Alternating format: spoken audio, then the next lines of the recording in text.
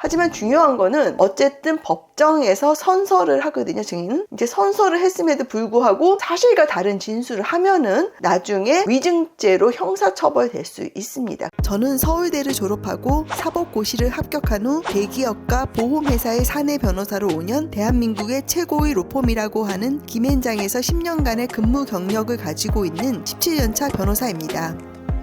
안녕하세요. 최혜원 변호사입니다.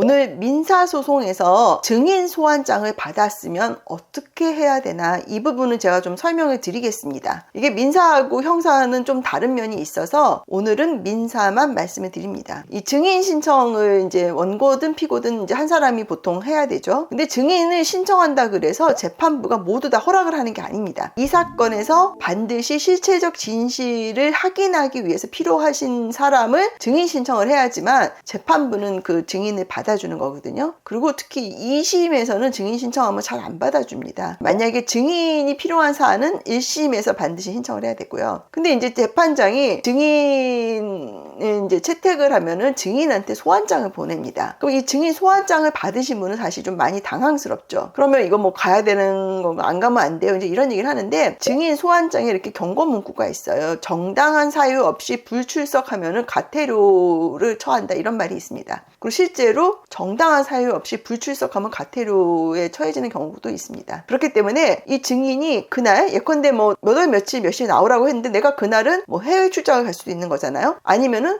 재판부는 내가 이 사건에 필요하다고 해서 증인 신청을 했는데 사실 나는 그 자리에 없었다든지 나는 이 사건을 잘 모른다, 이럴 때는 그 사유서를 재판부에 보내야 됩니다. 그래서 내가 뭐 그날 출장 가니까 날짜를 변경해 주십시오라든지, 아니면 저는 이 사건에 대해서 아는 바가 없기 때문에 증인을 할 게 없습니다, 이런 식으로 재판부한테 얘기를 해야지만 과태료를 받지 않습니다. 실제로 이 정당한 사유 없이 증인이 그날 안 나오잖아요. 그러면 한 번 정도 더 증인 이제 소환을 또 합니다. 그래서 두 번째에 나오면은 그 첫 번째에 나오지 않았기 때문에 그 과태료 처한 거를 이제 취소를 하죠. 그렇기 때문에 증인 소환장을 받으면은 무조건 그 잘 읽어보시고 정당한 사유가 있어서 내가 출석을 못하면 그걸 재판부에 알리면 됩니다. 그리고 또 막상 증인이 걱정을 하시는데 사실 거짓말을 하시면 안 되고요. 자기가 기억나는 대로 진술하시면 됩니다. 근데 가끔은 이제 이런 경우가 있어요. 이게 원고든 피고든 이 당사자하고의 관계상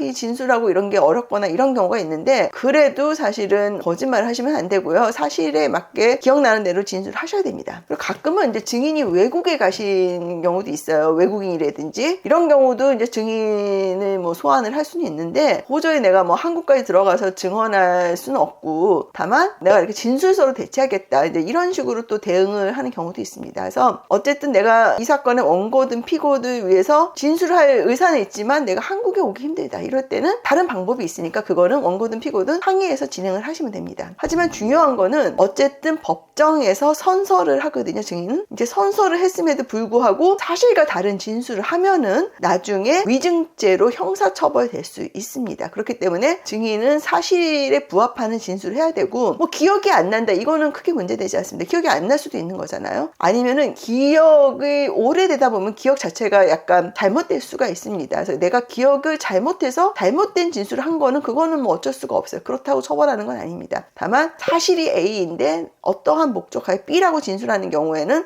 처벌될 수 있습니다. 그래서 오늘은 제가 민사소송에서 증인 소환장을 받았을 때 어떻게 해야 되는지를 제가 설명해 드렸습니다. 도움이 되셨으면 좋겠고요. 관련해서 사건 수입 문의를 원하시는 분은 카카오 채널 최혜원 변호사 연락 주시기 바랍니다. 감사합니다. 사건 수임이나 법률 상담을 원하시는 경우 카카오 채널 최혜원 변호사를 검색하셔서 연락 주시면 상담을 도와드리도록 하겠습니다.